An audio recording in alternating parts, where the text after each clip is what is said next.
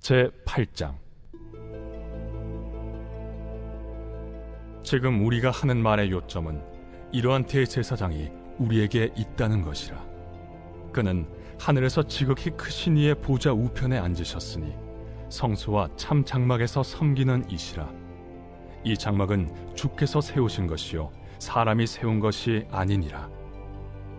대제사장마다 예물과 제사드림을 위하여 세운 자니 그러므로 그도 무엇인가 드릴 것이 있어야 할지니라. 예수께서 만일 땅에 계셨더라면 제사장이 되지 아니하셨을 것이니 이는 율법을 따라 예물을 드리는 제사장이 있음이라. 그들이 섬기는 것은 하늘에 있는 것의 모형과 그림자라. 모세가 장막을 지으려 할 때 지시하심을 얻음과 같으니 이르시되 삼가 모든 것을 산에서 내게 보이던 불을 따라 지으라 하셨느니라.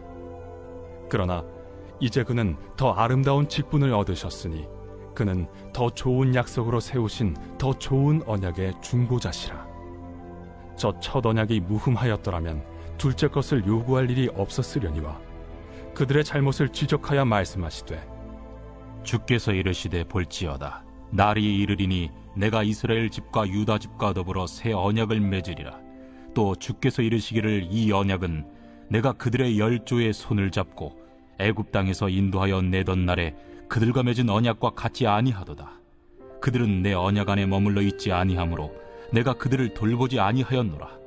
또 주께서 이르시되 그날 후에 내가 이스라엘 집과 맺을 언약은 이것이니 내 법을 그들의 생각에 두고 그들의 마음에 이것을 기록하리라. 나는 그들에게 하나님이 되고 그들은 내게 백성이 되리라. 또 각각 자기 나라 사람과 각각 자기 형제를 가르쳐 이르기를 주를 알라 하지 아니할 것은 그들이 작은 자로부터 큰 자까지 다 나를 알미라. 내가 그들의 불의를 긍휼히 여기고 그들의 죄를 다시 기억하지 아니하리라 하셨느니라. 새 언약이라 말씀하셨음에 첫 것은 낡아지게 하신 것이니 낡아지고 쇠하는 것은 없어져가는 것이니라. 오늘의 말씀 보시면 예수님은 우리의 위대한 대제사장이신 것을 알 수 있습니다. 예수님 오시기 전에 대제사장들의 직분은 정말 중요한 직분이었습니다. 하나님과 인간 사이의 중재자의 역할을 감당하였습니다. 그 사람이 모든 백성을 대신하여 하나님의 보좌에 들어갔습니다. 하지만 그 대제사장은 우리와 같은 인간이었습니다. 약하고 죄 많고 시간이 지나면 죽을 사람이었습니다. 예수님께서 우리의 대제사장인 사실이 우리에게 기쁜 소식인 이유는 이것입니다.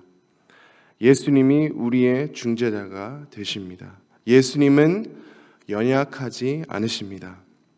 예수님은 강하고 위대하십니다. 예수님은 죄가 없으십니다. 흠 없고 완전하십니다. 예수님은 비록 죽으셨지만 하나님의 능력으로 다시 사셨습니다. 죄와 사망을 이기셨습니다. 우리가 진정으로 믿고 의지할 수 있는 대제사장이 있으십니다. 그분은 예수님이십니다. 예수님 오시기 전에 성소가 있었습니다. 장막이 있었습니다.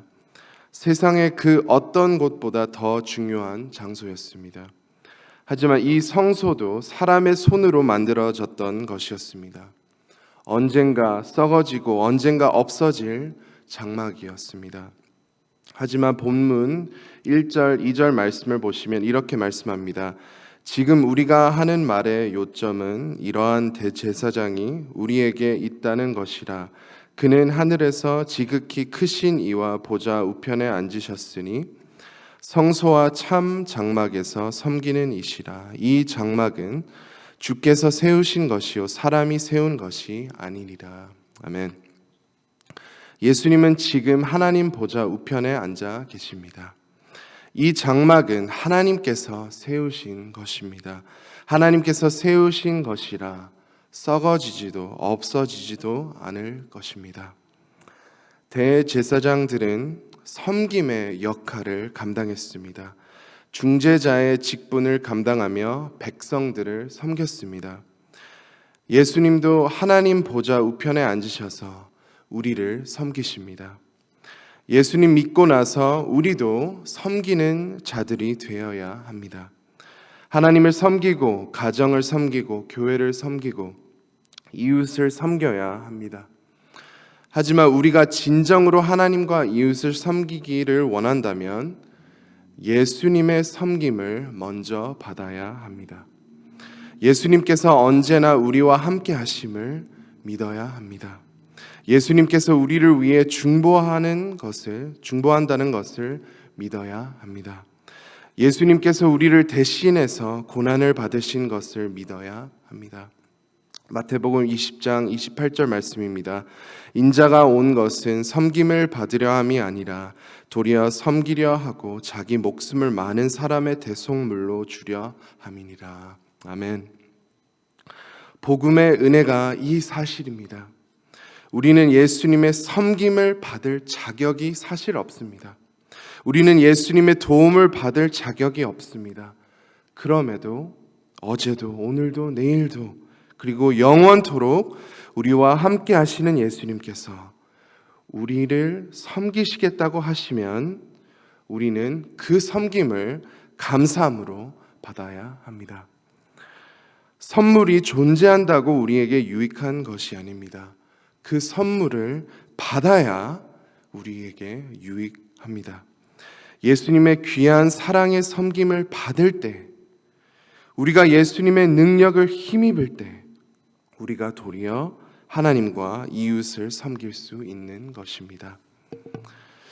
또 5절 말씀 보겠습니다. 그들이 섬기는 것은 하늘에 있는 것의 모형과 그림자라 모세가 장막을 지으려 할 때에 지시하심을 얻음과 같으니 이르시되 삼가 모든 것을 산에서 내게 보이던 본을 따라 지으라 하셨느니라. 예수님 오시기 전에 이 장막과 모든 제사장들은 모형과 그림자들이었습니다. 하늘에 계신 예수님의 어떤 모형이었습니다. 구약의 모든 위대한 성경 인물들도 다 예수님의 모형들입니다. 아브라함, 요셉, 야곱, 모세, 노아, 다윗 등의 인물들이 다 예수님의 어떠한 놀라우심을 보여주기 위해 존재한 사람들입니다. 그리고 동시에 그들의 부족함들을 보며 더 위대한 왕, 더 위대한 대제사장, 더 위대한 구세주를 꿈꾸게 하기 위해 존재한 것입니다. 예수님 전에는 다 모형과 그림자였습니다. 마치 영화 예고편을 보는 듯합니다.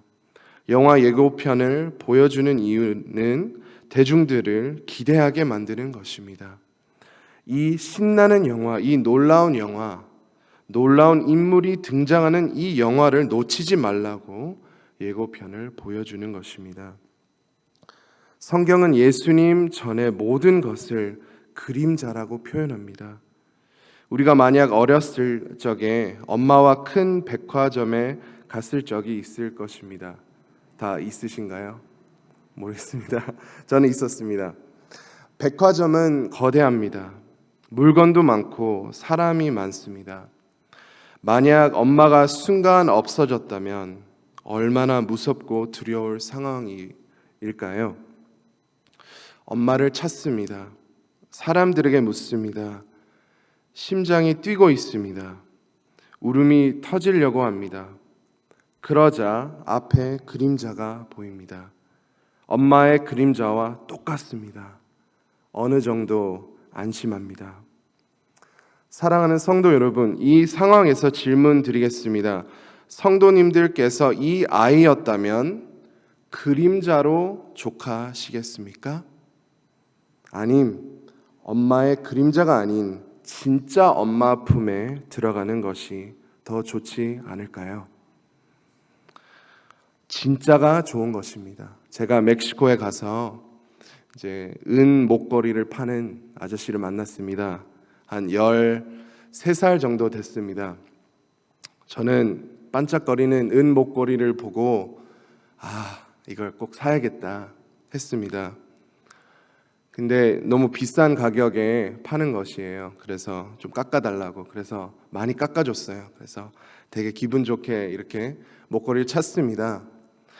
며칠 지나니까 그 초록색 파란 물이 이렇게 목에 이렇게 물드는 거예요. 그래서 속았구나. 사랑하는 성도 여러분, 진짜가 좋습니다. 진짜 좋습니다.